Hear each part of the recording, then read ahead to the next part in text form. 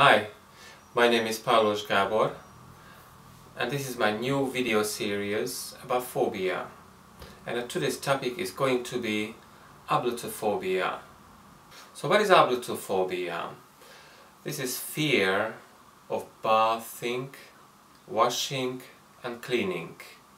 So a short while ago I decided to start a new video series about phobias, and I went online and looked at the Wikipedia page, and I found a list about that, and also I found that the first item of phobias is ablutophobia, the fear of bathing, washing and cleaning.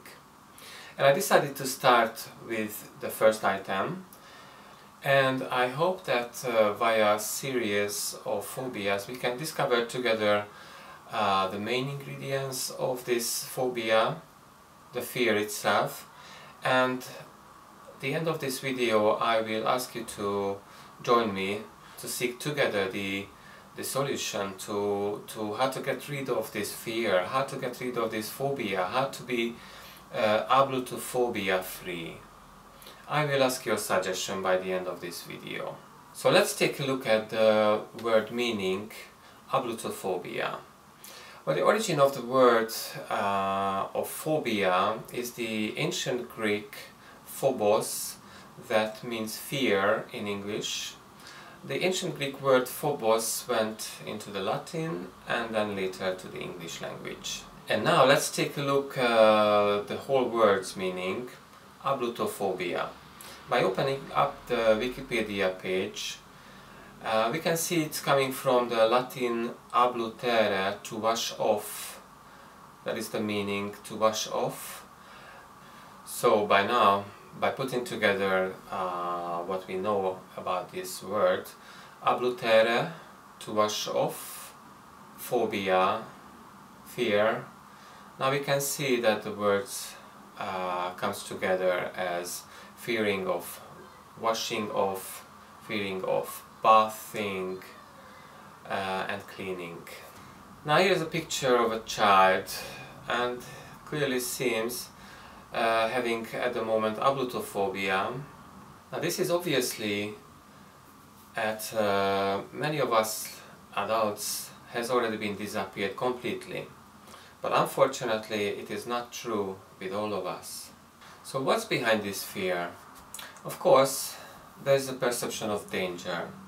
So can you imagine when this person go, let's say, have a shower or bath, let's say, fear arises because of the too often, or just the act itself, having a shower is somehow dangerous for this person. I don't understand myself, it's very hard to imagine for myself, but because I went through 15 years of irrational fears, I had panic attack, hundreds of panic attack. I thought I was gonna die, but in fact as I'm standing here I didn't die, and but still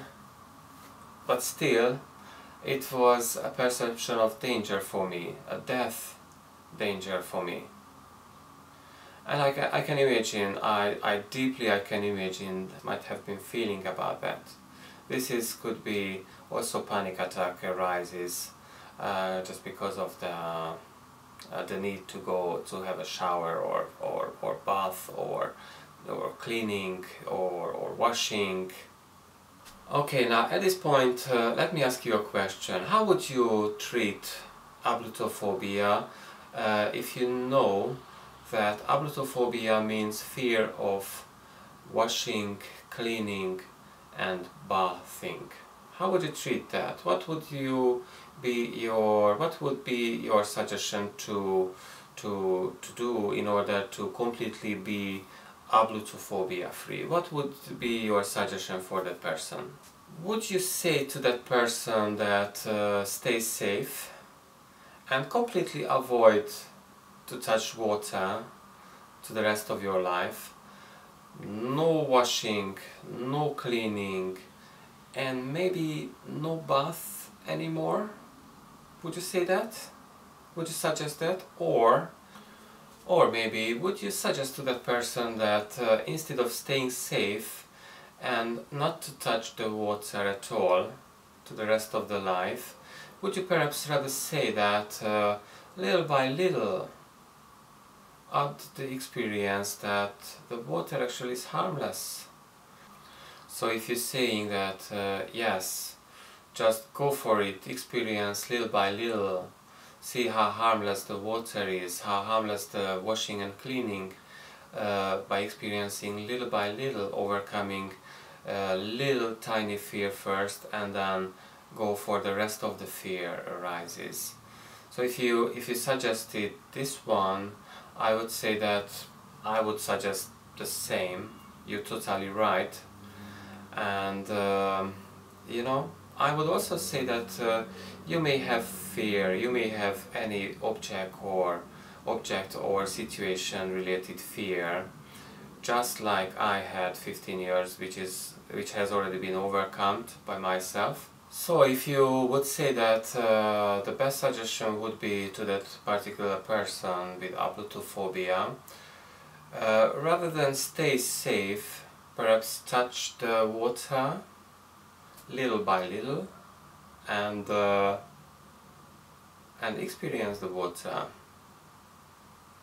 So by staying with your fear, your situation, which could be any anxiety related, any feared object, any feared situation, sometimes maybe panic attacks, I would say that you can do the same with yours. Obviously the most obvious thing I must say at this point that you may want to find professional health help. You may want to go to your local GP and get professional help. That's the first thing I must say. The second thing is probably even better. It's probably even better if you seek multiple level of help. For example, here I am. I have an experience how to get into and having a 15 years of terrible panic attack, but also at this same time I'm having also the experience how to find a way out from it. So I know how is it now being after, and I also know how is in, and I also know how it was had been before. So all my experience, it's all alive in me, and I can tell you for free in a phone or Skype session for free what I have done exactly in order to be panic attack free at the moment. So if you'd like to get my help, please go to my website and contact me. Thanks for watching. See you next time. Take care.